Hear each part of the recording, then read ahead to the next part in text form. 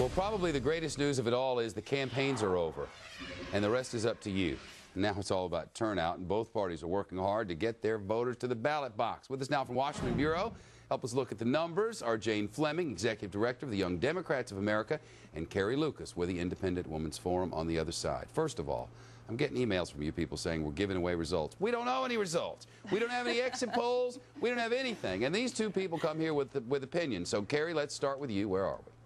Well, you know, the good news is that the campaign is over, and we finally are letting the people speak. You know, for weeks now, I feel like the Democrats have wanted to call this election over and declare victory. Well, you know, the time now is to actually see what the voters have to say, and there may be some surprises out there. You know, this Democratic tidal wave that everyone's been promised may turn out to be, you know, a little more of a ripple. Sounds like you're playing an expectations game. Hey, Jane, Jane, did the Democrats play the expectations game poorly?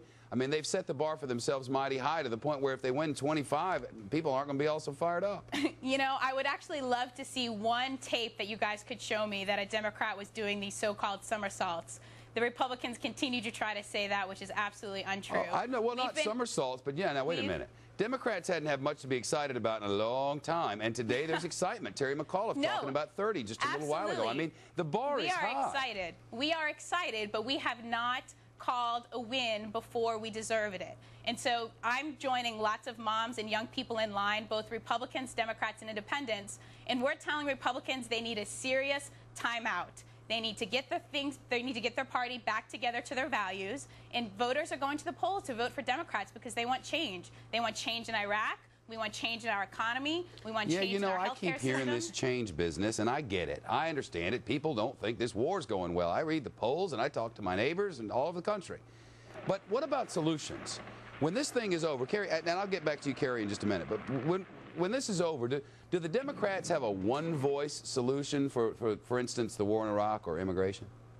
I think with the war in Iraq, you're going to see a solution where we're going to ask both our international allies as well as the generals on the ground, and we're going to do a redeployment. Okay, so there is no solution yet, right? No, there is a solution that we're going to do a redeployment phase. Whether that's going to be over a year or whether that's going to be immediate, that's up. You know, we have to wait and see. But we have solutions. We don't really have solutions in Iraq. Does that mean you leave without first winning? You know, let me ask you, what would actually be a win? Luckily for me, I get to ask the questions. But I would love to talk about youth turnout because you know, people talk about youth turnout every 2 years. Oh, it's going to be big. It's going to be big. Well, it never has been. So if it is this time, we'll talk about it tomorrow. I promise. Carrie, Carrie, what happened? Why are you in this position? Well, you know, I do think that the Iraq war and some frustrations with how that's been going certainly has played a role. And certainly some of the scandals, just on a pure numbers game, that there are a lot more vulnerable seats for Republicans because of some of these members of Congress who've had to retire. Didn't get much done on that legislative agenda either, right? Yeah, no, that's true. And there's a lot of there's been a lot of disappointment with the Republican what was the legislative success over this past 2 terms? Well, you know, I think that's a real question when it comes to domestic policy. Carrie, there was certainly getting 2 judges, fantastic judges, put into office. That's not legislative. Give me a legislative. They don't have any. Well, you know, why don't you let her? Well, certainly getting the wall, having an immigration wall, having a beginning and towards border security. But you're right. I'm not going to say that there have been fantastic legislative victories in the last 2 years, and that's one of the reasons why Republicans are frustrated. But that said, I think that there is a real question of what the Democrats are going to have going for them as they begin going into 2008.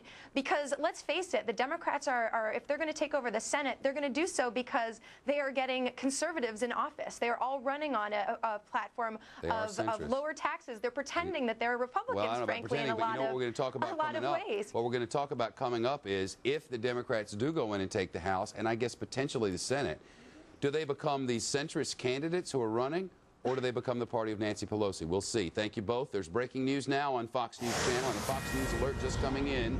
The Reuters news agency is reporting that a suicide bomber has walked into a cafe of a Shiite district of Baghdad, has blown himself up after dark today and killed 17 people, wounding 20 police and wounding 20. This is according to the police and the Interior Ministry. A nearby district dominated by Sunnis, mortars killed 5 people and wounded 26. Iraq, top of the news.